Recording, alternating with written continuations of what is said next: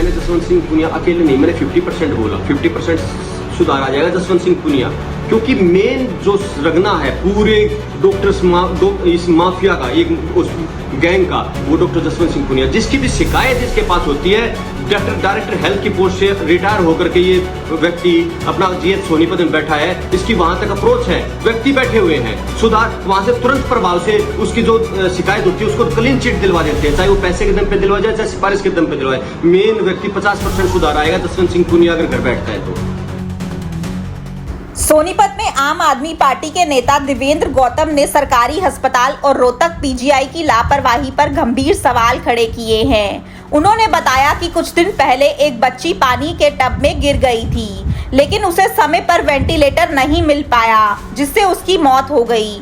देवेंद्र ने कहा कि इस लापरवाही के लिए सोनीपत सरकारी अस्पताल की सीएमओ और पीजीआई रोहतक के डॉक्टर जिम्मेदार हैं, लेकिन सेक्टर 27 थाने में शिकायत देने के बावजूद कोई कार्रवाई नहीं हुई।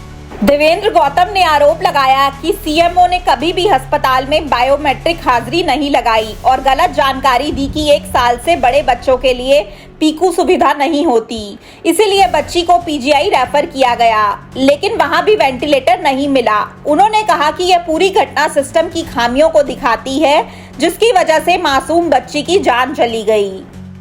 देवेंद्र ने उच्च अधिकारियों पर भी आरोप लगाए और कहा कि पहले यहां सीएमओ रहे जसवंत सिंह पुनिया को प्रमोट कर चंडीगढ़ भेज दिया गया। अब यहां नए अधिकारी आए हैं, लेकिन उनके ऊपर भी दबाव बना रहता है। उन्होंने पुनिया को पूरे सिस्टम के भ्रष्टाचार का सरगना बताया और उनकी संपत्तियों की जांच की मांग की। बच्ची के माता पिता ने सीएम को पत्र लिखकर अपील की है कि उन्हें न्याय मिले और किसी और गरीब का बच्चा ऐसे सिस्टम की वजह से ना मरे। देखिए, ये जीएच सोनीपत और पीजीआई में रोहतक की लापरवाही की जो भेंट चढ़ी है, 31 मई को एक बच्ची प्रासिता नाम की मासूम बच्ची, उसके ऊपर ये उसके माँ बाप को कैसे न्याय दिलाया जाए उसके ऊपर, और सिस्टम में हेल्थ सिस्टम के अंदर कैसे सुधार लाया जाए उसके लेकर के प्रेस वार्ता आज यहाँ पर की गई है, जो कि हमने सबसे पहले आपको बताना चाहता हूँ, बिल्कुल अन्याय के खिलाफ न्याय युद्ध, एक आम आदमी की आवाज मंच के तहत प्रेस वार्ता की जा रही है। इसमें कोई पॉलिटिकल ग्राउंड नहीं है, ना ये सोचने की जरूरत है कि भाई ये किस दल से ये व्यक्ति संबंध रखते हैं। हम सभी को, ये आपको नाम इसके अंदर दिखाई देंगे, आम आदमी पार्टी, कांग्रेस, इनेलो, जजपा, भारतीय जनता पार्टी के सभी जो मौजूदा विधायक, सांसद, अध्यक्ष हैं, सबको ये लेटर लिखा गया है सोनीपत से जो संबंध रखते हैं कि सिस्टम में कैसे सुधार लाया जाए, उसकी बात सिर्फ इसमें रखनी है हमने। और कहीं ना कहीं सरकार भी बदनाम ऐसे कृत्यों के कारण होती है, तो सरकार के जो बैठे हुए व्यक्ति उनको भी चाहिए कि वो आगे आए और इस पे बात रखें। हम बात करते हैं अब सुधार करने के, सकारात्मक कैसे हो, सिस्टम में सुधार कैसे आएगा। सबसे पहले कि जो अमानवीय बयान जिस प्रकार से जीएच सोनीपत के सीएमओ के द्वारा दिए गए, माँ बाप के ऊपर अपनी गलती को उनके ऊपर डालने की कोशिश की गई, जो कि निंदनीय, हम इसकी कड़ी निंदा करते हैं। उन्होंने अपने बयान के अंदर ही सिस्टम की खामियां भी गिना दी। उन्होंने बोला कि वेंटिलेटर की सुविधा वो एडल्ट के लिए है, जो नवजात बच्चे हैं उनके लिए है, लेकिन हमारे पास पीकू की सुविधा नहीं है। पीकू क्या है कि 1 साल से बच्चे की उम्र जो बढ़ चुकी है, 1 साल से ऊपर जिसकी उम्र है, उसके लिए जरूरत पड़ती है इमरजेंसी के टाइम में पीकू की, उसकी सुविधा यहाँ पर नहीं है। लेकिन वेंटिलेटर है। उन्होंने ये भी बताया कि अखबार के माध्यम से मुझे पता लगा कि वेंटिलेटर के ऊपर 22 वेंटिलेटर यहाँ है, लेकिन उनके ऊपर ऑपरेटर नहीं है।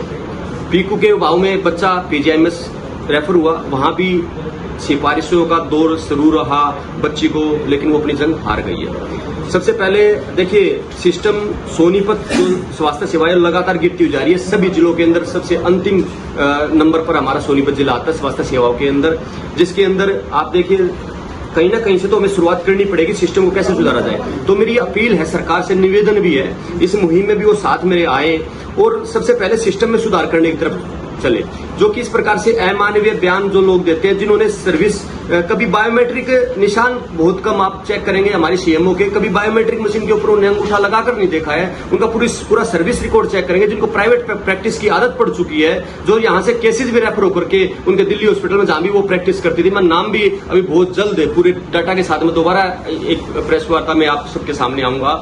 ऐसे व्यक्ति जो 4 सीट हो चुके हैं, एक बच्ची की मौत में 3-4 मौत यहाँ पे मजदूरों की पत्नी की हो चुकी है उनकी ड्यूटी के दौरान, वो 4 सीट होकर के आज सीएमओ जैसी पोस्ट पे बैठे हुए हुए हैं। फिर वो अपने ही फैमिली इंटरेस्ट लेते हुए एक नितिन फ्लसवाल नाम के व्यक्ति को, जो भी खुद सरकार के खिलाफ नारेबाजी करने में, धरना बिठवाने में संलिप्त है, 9 साल की सर्विस जिस व्यक्ति की हुई है, और वो आज पीएनडीटी जैसे मतलब गंभीर विभाग जिसके अंदर गोपनीयता रखी जाती है, उसके आज नोडल अधिकारी लगा दिया गया साथ में। क्या जरूरत पड़ गई? आज तक भी तो डॉक्टर आदर्श शर्मा जैसे व्यक्ति, डॉक्टर सुमित कौशिक जैसे व्यक्ति, जिन्होंने होनहार काम बाहर जाकर के पीएनडीटी विभाग में किए हैं, मतलब भंडाफोड़ करने का काम किया। सुमित कौशिक पे तो आरोप लगते रहे हैं कि काफी में रेड जो है सक्सेसफुल नहीं हो पाई, और पैसे लेने देने के भी आरोप लगते रहे हैं, जिनका नाम आप कह रहे हैं। तो अब आरोप नहीं लगेंगे, खुद एक 4 सीट व्यक्ति को बिठाया जा रहा है। 4 आरोप लगे तो आज क्यों डॉक्टर सुमित कौशिक उस नोडल अधिकारी के रूप में काम कर रहा है? उनको हटाओ ना।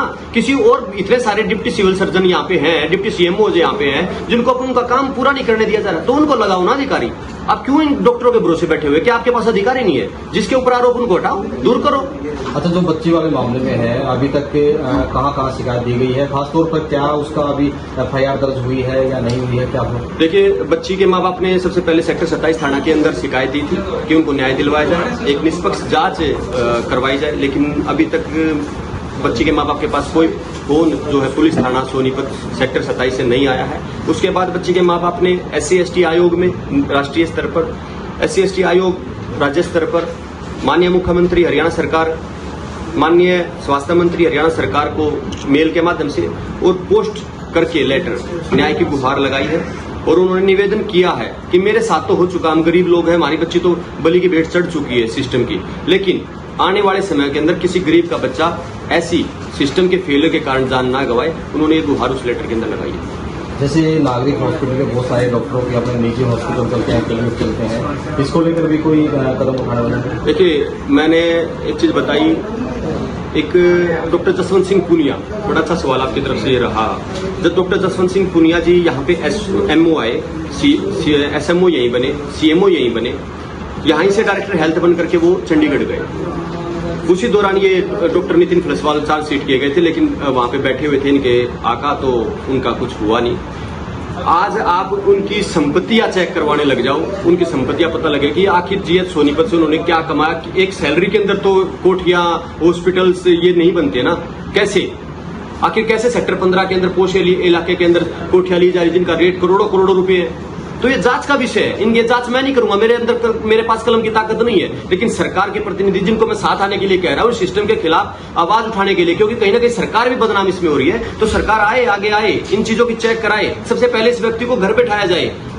आधा सुधार, मैं कहता हूं 50% सुधार तभी आ जाएगा जिस दिन जसवंत सिंह पुनिया यहाँ GH सोनीपत से अपने घर बैठ जाएगा। बहुत सारे लोग ऐसे हैं जो पूरी मिली भगत से हॉस्पिटल चलाते हैं, हॉस्पिटल में लेन देन अकेले चलता है, भ्रष्टाचार चलता है, क्या उस पर भी जांच की होनी चाहिए? मैंने जसवंत सिंह पुनिया अकेले नहीं, मैंने 50% बोला, 50% सुधार आ जाएगा जसवंत सिंह पुनिया, क्योंकि मेन जो रगना है पूरे डॉक्टर्स इस माफिया का, एक गैंग का, वो डॉक्टर जसवंत सिंह पुनिया। जिसकी भी शिकायत इसके पास होती है, डायरेक्टर हेल्थ की पोस्ट से रिटायर होकर के ये व्यक्ति अपना GH सोनीपत में बैठा है, इसकी वहां तक अप्रोच है, व्यक्ति बैठे हुए हैं, सुधार वहां से तुरंत प्रभाव से उसकी जो शिकायत होती है उसको क्लीन चिट दिलवा देते हैं, चाहे वो पैसे के दम पे दिलवा जाए, चाहे सिफारिश के दम पे दिलवाए। मेन व्यक्ति 50% सुधार आएगा जसवंत सिंह पुनिया अगर घर बैठता है तो।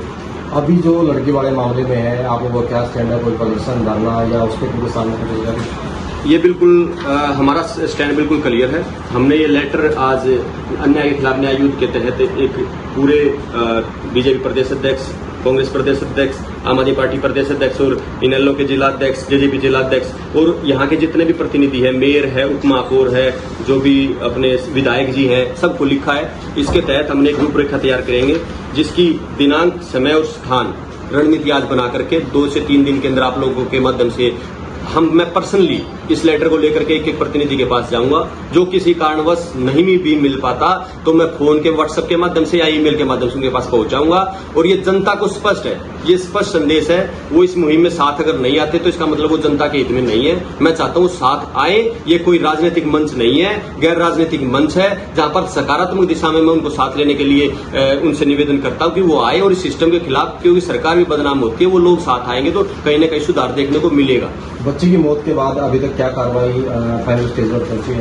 अभी तक कोई कार्रवाई अभी तक फाइनल स्टेज नहीं पहुंची, क्योंकि हमारे पास या बच्ची के माँ बाप के पास कोई सूचना नहीं है। बच्ची ने के माँ बाप ने, क्योंकि वो राजमिस्त्री का काम करते हैं और दिहाड़ी मजदूरी लगातार डेली कमाते और डेली खाते हैं, तो उन्होंने एक पत्र के माध्यम से मुझसे गुहार लगाई थी कि आप मेरे इस केस की पैरवी कीजिए और हमें आप पर भरोसा है। तो मैं उसके वजह से भी मैं शायद यहाँ पर, क्योंकि वो बच्ची का जो दुख था, उस पीड़ित परिवार का जो दुख था, मैं पल पल जीएच सोनीपत से पीजीआई रोहतक में उस बच्ची के देहांत तक वो मैंने भोगा है। किस प्रकार से पोस्टमार्टम के अंदर वो बच्ची की जो फाइल थी वो छुपाने की कोशिश वहां पर डॉक्टरों द्वारा की गई है। तो सिस्टम को मैंने देखा है, तो हम न्याय मिलने तक ये लड़ाई जारी रखेंगे। इस आंदोलन को जन आंदोलन बनाएंगे और स्वास्थ्य विभाग के अंदर सिस्टम में सुधार लाने तक ये लड़ाई हमारी जारी रहेगी। रोहतक के बड़ा मेडिकल है, काफी हरियाणा के अलग अलग हिस्सों से मरीज पहुंचते हैं, लेकिन वहाँ की बदहाली ऐसी हो तो इलाज कैसे हो? देखिए, हमारे जो स्वास्थ्य मंत्री है उनका दौरा अभी तक पीजीआई में रोहतक नहीं हुआ, श्रीमती आरती राव जी का। वो सोनीपत में भी आई, लेकिन हमारे विधायक जी के घर तक ही सीमित रही। उन्होंने जीएच सोनीपत का, जो कि बिल्कुल 1 किलोमीटर भी नहीं पड़ता था, वहां तक आना भी मुनासिब नहीं समझा कि एक बार जाकर के इसका भी दौरा कर लिया जाए। ये कहीं ना कहीं सवालिया निशान सरकार में बैठे हुए स्वास्थ्य मंत्री के ऊपर भी उठता है कि स्वास्थ्य सेवाओं को बेहतर करने के लिए, जो कि हमारा एकमात्र पीजीआईएमएस जो बड़ा स्वास्थ्य केंद्र है, उसका दौरा कम से कम बनता है। अगर आप चलो सोनीपत में आए, यहाँ का नहीं किया, तो लेकिन उसको तो गंभीर रूप में लेना चाहिए, जहाँ पर पूरे हरियाणा के मरीज रेफर के होकर के वहां पे पहुंचते हैं। लेकिन कहीं ना कहीं ये नाकामी है और मैं चाहता हूं इस नाकामी को दुरुस्त किया जाए और सकारात्मक रूप में एक पहल हमने शुरुआत की है। उसमें सभी को, सरकार के लोगों को, विपक्ष के लोगों को भी इनमें साथ आकर के जनता के होकर आवाज उठानी चाहिए। अब 12वीं पास छात्र छात्राओं के लिए नर्सिंग ऑफिसर बनना हुआ बिल्कुल आसान। ANM, GNM, BSc nursing, post BSc nursing course में दाखिला ले व बेहतरीन भविष्य बनाएं। आज ही स्क्रीन पर दिए नंबर पर कॉल करें। दीप नर्सिंग एकेडमी, छोटू राम चौक, सोनीपत। अपने शहर की हर ताजा खबर के लिए हमारे चैनल SNA न्यूज को सब्सक्राइब करें, लाइक करें, कमेंट करें व शेयर करें। बेल आइकन दबाना ना भूलें। हमारे अन्य सोशल मीडिया प्लेटफॉर्म्स पर भी हमें फॉलो करें।